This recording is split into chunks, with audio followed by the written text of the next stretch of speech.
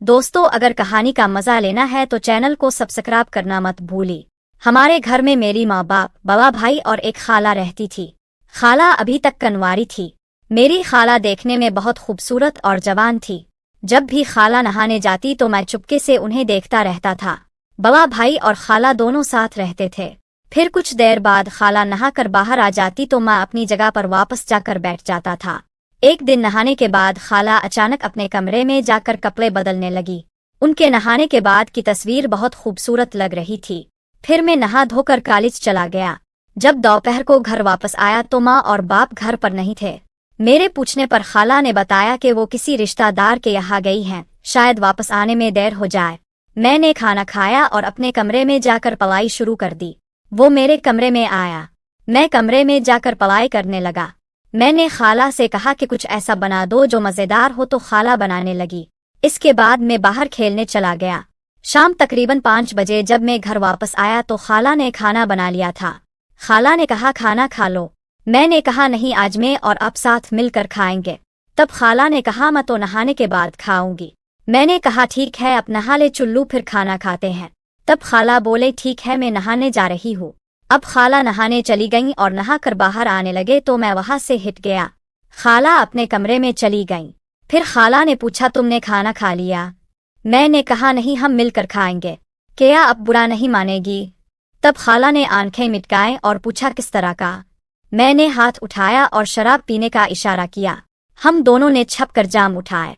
खाला ने इसे पीते ही कहा, ये तो बहुत कड़वी है यार, पता नहीं लोग इसे कैसे पीते हैं। मैंने कहा, खाला, इससे बड़ी खुशी महसूस होती है। मैंने खाला को जबरदस्ती शराब पिला दी। फिर हम दोनों बातें करने लगे।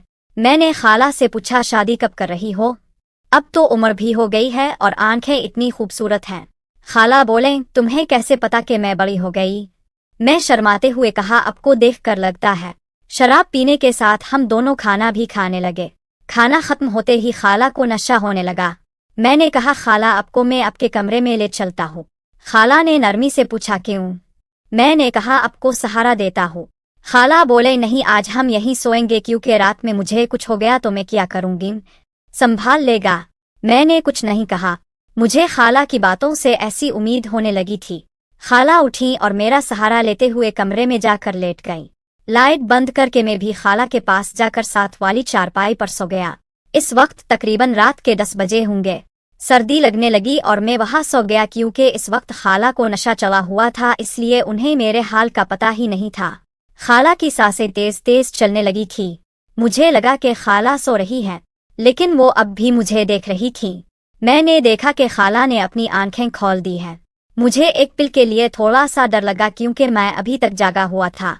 इसके बाद हम सो गए। मुझे बहुत अच्छी नींद आई। मेरी खाला और मेरे दरमियान काफी फासला था कि अगर खाला से दोबारा कल के बारे में कहूंगा तो वो मुझे क्रिकेट खेलना सिखा देगी। इस डर से मैंने उन्हें नहीं पूछा। यूं ही मेरे दिन गुजर रहे थे। लेकिन कॉलेज की छुट्टियां चल रही थी।